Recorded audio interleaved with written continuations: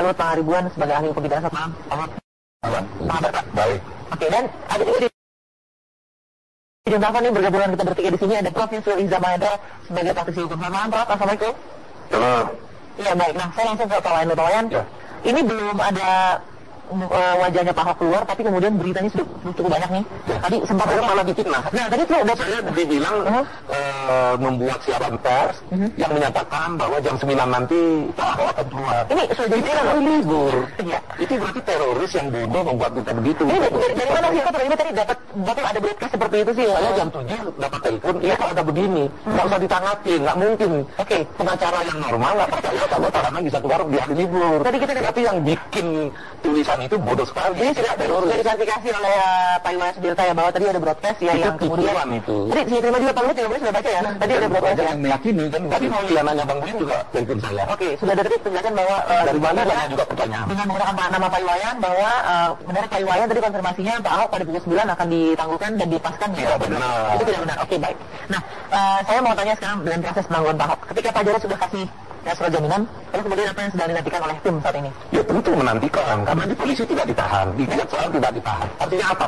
Tidak ada khawatir melarikan diri, mengulangi kejahatan, menghilangkan barang bukti. Itu satu. Kedua, kelasiman. Kalau di polisi nggak ditahan, jaksakan di atau nggak menahan, kejaksaan ditahan, pengadilan juga. Itu kelasiman, bukan undang-undang. Boleh dibalik. Tapi kelasiman itu saya tidak punya data. Nanti perkiraan 10 sampai 99% kelasiman itu berlaku. Kelasiman apa? Ya begitu. Kalau di polisi nggak ditahan, di kejaksaan tidak, dan seterusnya. Juga kelasiman yang lain. Kalau kejaksaan menuntut sekian, putusannya relatif lebih ringan. Ini terbalik. Anomali, melanggar kelasiman putusan ini. Saya sih menghargai pengadilan, kita menghargai hakimnya. Tapi saya tidak pernah menghargai putusan seperti ini. Putusannya tidak saya hargai. Itu putusan yang tidak berkualitas. Baik, jadi secara putusan yang memang masih berjalan dengan upaya banding. Pasti ini kena tekanan. Baik, pasti kena tekanan. sekarang ada upaya banding yang tepat sedang dijalankan ya? Itu akan banding. Karena sampai saat terakhir kan pengadilan Jakarta Utara ditekan dengan demo. Baik, Saya sekarang menjadi khawatir. Besok kalau saya sebagai orang Bali punya desa adat, gampang. Putusannya sesuai dengan keinginan saya. Terjadilah kasus Sengkon dan Kapal di Bekasi. Ada Sengkon dan Kapal perilaku cemburu, masyarakat sekitarnya nggak suka. Begitu ada perampokan dan pembunuhan, ini pembunuhnya. Kita berharap dan dihukum sampai Mahkamah Agung. Kenapa mudah? Datang ke LBH, saya yang bilang, buka itu. Ya, saya benar yang ternyata melakukan pembunuhan dan perampokan. Ini peradilan sesat bisa terjadi seperti Sengkon dan Kapal kalau begini caranya. Oke, kita mengerti bahwa proses panjang ya, sampai kemudian sekarang ada proses utama yang digodok, yang ditunggu juga oleh tim kuasa hukum dari Pak Ahok, yaitu penangguhan. Nah, sekarang Pak Luhut melihat perjalanan sampai ke penangguhan penahanan saja. Tadi kelaziman yang disebutkan ini seperti apa mekanismenya? Nah, keadaan sekarang kalau boleh saya melukiskan, itu tak betulan, tidak ada yang punya kewenangan sekarang ini. Di satu sisi pengadilan tinggi negeri sudah selesai memutuskan, sementara pengadilan tinggi belum mulai kewenangannya. Jadi tidak bertuan ini sekarang untuk menentukan soal penahanan atau penangguhan penahanan. Nah, yang pertama, pertanyaannya kan yang sekarang, apakah yang menjadi kontroversi, apakah penahanan ini sesuai dengan ketentuan hukum atau tidak? Kalau orang membaca pasal 197 ayat 1K, bahwa hakim boleh mengatakan ditahan atau tetap dalam tahanan. Tapi kan dia lupa membaca penjelasan. Ini harus dikaitkan dengan pasal 21. Nah, pasal 21 itu kelanjutan dari pasal 20. Nah, pasal 20 mengatakan bahwa penahanan itu aksesoris terhadap pemeriksaan. Jadi artinya dia harus digantungkan kepada pemeriksaan. Ketika tuntutan pledoi sudah masuk pada acara itu, artinya pemeriksaan itu sudah selesai, close. Jadi dengan kata lain, ketika dia berbicara penahanan, pada saat pemeriksaan di tingkat pengadilan untuk menahan, jadi artinya itu sudah di luar kewenangan. Jadi itu namanya abuse de pouvoir. Jadi penahanan itu abuse de pouvoir. Kalau kita lihat kuhatnya, jadi nggak bisa dilihat itu berdiri sendiri. Karena dia harus otoritas hakim ya. Otoritasnya sudah ada. Karena dia sudah menyatakan pemeriksaan sudah ditutup, close. Ketika tuntutan dan pledoi sudah masuk pada tahapan itu, itu sudah di close pemeriksaan. Padahal pasal 20 bilang dia diperlukan untuk kepentingan pemeriksaan. Jadi sudah nggak ada pemeriksaan kok menahan. Kita akan jadi dengarkan. itu. Jadi artinya kita akan dengarkan beliau. makanya saya kalau boleh ngintip sedikit. Habib Rizik seperti Pak Luhut aja bisa ngomong begitu, bagaimana pengacaranya nggak ngomong bahwa ini perkara politik, kita bicara kanan, bening rekayasa. Kita dengan prosedur penangguhan penahanan ya, mungkin sampai di proses pengadilan tinggi, begitu. Silakan Prof. Yusril. Tadi dari dua analisa sebelumnya sudah. Iya, sekarang ini memang hakim sudah mengambil keputusan memerintahkan Pak Ahok itu ditahan. Ya. Dan penahanan itu sudah dilaksanakan. Pertanyaannya apakah bisa ditangguhkan penahanan itu, apakah bisa diubah status penahanannya, misalnya dari tahanan di dalam rumah tahanan menjadi tahanan rumah atau tahanan kota misalnya gitu. Kemungkinan tentang itu ada saja. Cuman sekarang ini seperti yang dikatakan oleh Pak Luhut tadi menjadi tidak berperan. Karena tugas dari hakim itu sudah selesai memutus perkara dan Pak Ahok sudah menyatakan banding. Sementara tugas perkara Pak Ahok itu belum disampaikan ke pengadilan tinggi. Jadi mungkin akta banding sudah ditandatangani. Nah, tetapi tentu harus dilengkapi dengan memori banding dari pihak Pak Ahok yang kita tidak tahu sendiri, yang kita tidak tahu dari sikap jaksa, apa jaksa itu banding atau tidak begitu. Jadi kalau keduanya mengajukan banding, baik terdakwa maupun jaksa penuntut umum mengajukan banding, keduanya akan mengajukan memori banding, dan itu diserahkan kepada pengadilan negeri, dan kemudian pengadilan negeri dikirimkan ke pengadilan tinggi, dan baru bisa dipertimbangkan permohonan penangguhan penahanan Pak Ahok itu apabila perkara itu sudah diregister di pengadilan tinggi. Kalau belum terbentuk majelis hakim yang menjadi kewenangan dari ketua pengadilan tinggi, apabila sudah terbentuk yang menjadi kewenangan bagi majelis hakim yang memeriksa beberapa Pak Ahok tidak banding untuk mengambil keputusan apakah akan mengabulkan atau tidak permohonan penangguhan Pak Ahok itu. Salah satu hal yang ingin saya berkomentari sehubungan dengan permohonan penangguhan yang diajukan oleh Pak Jarod dalam kedudukan sebagai wakil gubernur DKI, dan syaratnya itu menggunakan kop pemerintah daerah khususnya untuk Jakarta. Saya berpendapat hal seperti itu tidak mestinya tidak dilakukan oleh seorang pejabat negara. Jadi kalau seorang warga negara itu dia pilih dan kemudian ditahan, ya masyarakat kodanya atau proses hukumnya atau orang biasa secara orang perorangan, dia boleh saja mengajukan permohonan penahanan baik dengan jaminan ataupun tidak dengan jaminan. Tapi kita tahu kan ini tugas penuntutan itu kan bagian dari tugas eksekutif. Dalam hal ini jaksa penuntut umum itu dari Kejaksaan Agung, dari bawah Kejaksaan Agung.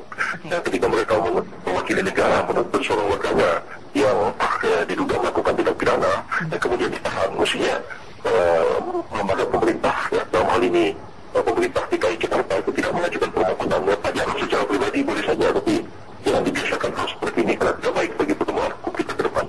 Oke, jadi ada pertanyaan juga mengapa bukan misalnya tim kuasa hukum juga yang melakukan penangguhan penahanan seperti itu, mungkin Pak Wawan bisa biasanya sudah mengajukan penangguhan. Sekarang kan ada kuhapnya kan, ada jaminan atau tidak penangguhan itu bisa dilakukan. Nah sekarang ada jaminan. Memang dari satu sisi Prof. Yusril kan namanya profesor, argumennya cukup kuat. Tapi kalau praktek yang kita alami banyak sekali atasan itu yang dijamanan pada bawahan. Dan itu tidak dilarang, tidak diatur dalam kuhap. Tapi saya tidak tahu apa ada ketentuan segini tingkat negara melarang hal seperti itu. Dengan konsepnya saya tahu, karena saya ikut memberi sumbangan pada Kukat, saya sekretaris KP2H bersama Euro Tamunan yang dibimbing oleh Pak Lobi Lupanan Bang Buyung.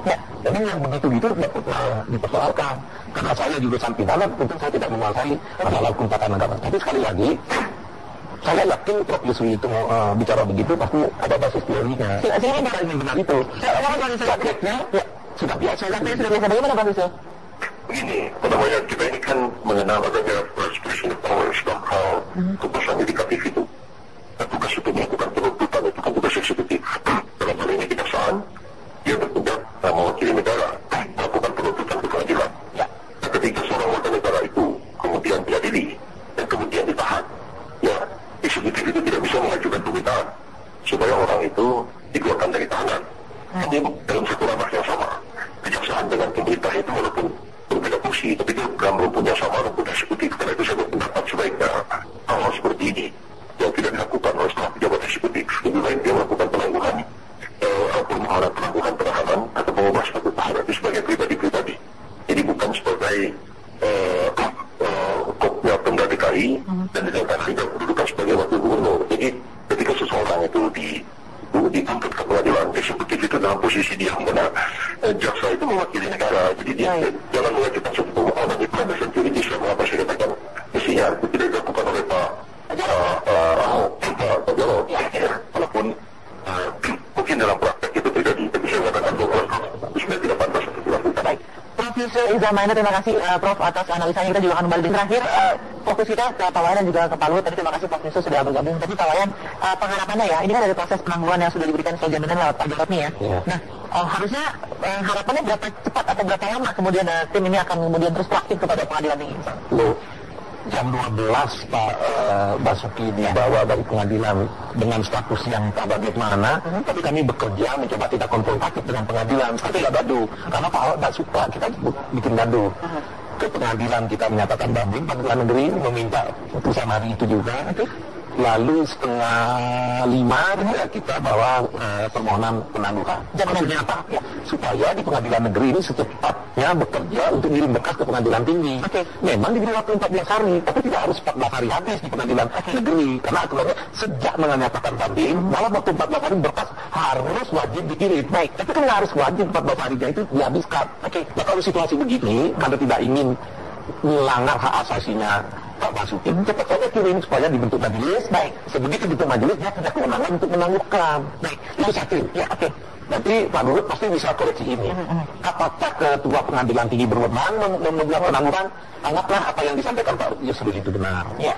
Karena kalau dia bisa melakukan penahanan, kenapa tidak boleh menangguhkannya? Nah, ini yang argumentasi mungkin. Kalau pendapat Pak Yusril itu benar, mudah-mudahan besok ada penangguhan. Baik, kalau ketua pengadilan tinggi yang bisa menangguhkan.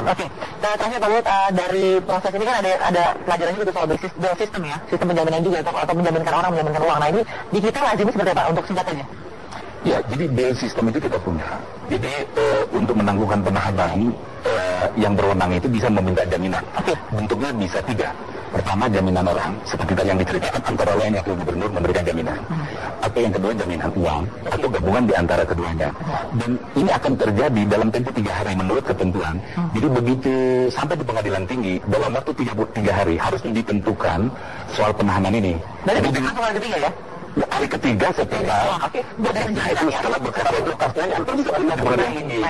Nah ketentuannya memang setelah mereka banding 14 hari itu harus dikirim ke pengadilan tinggi. Jadi 14 tambah 3 jadi 17 hari sebenarnya. Kali lama. Bisa tuh. Bukan 17 hari. Bisa bikin 3 hari. Gestur proses hukum ini yang kita akan lihat dalam beberapa hari ke depan ya seperti apa.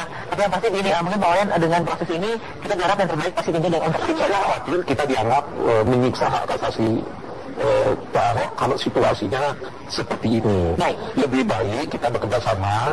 Sekali lagi jangan pernah berkata bahwa kita nggak mau dengar suara orang luar. Ketika kita kekurangan macam-macam minta dukungan dari berbagai negara kok. Kalau sekarang aspirasi dunia nggak didengar. Dan yang lebih penting lagi penahanan itu tidak diperlukan pemeriksaan apapun sekarang ini. Kenapa ada penahanan? Padahal penahanan sudah ada pemeriksaan gitu. Sudah ada klimatik penahanan. Sekarang penangguhannya pun dibikin sulit. Terima kasih Pak Wayan. Kita mau dijadikan bulan-bulanan oleh negara yang kurang beradab. Mohon maaf sekali waktu sudah habis. Terima kasih Pak Wayan sudah hadir di sini. Terima kasih Pak Luhut sudah hadir di sini. Terima kasih juga tadi Prof Yusril sudah bergabung memberikan analisanya. Kita akhiri jumpa kita sampai sini. Kita ketemu lagi. Sampai jumpa.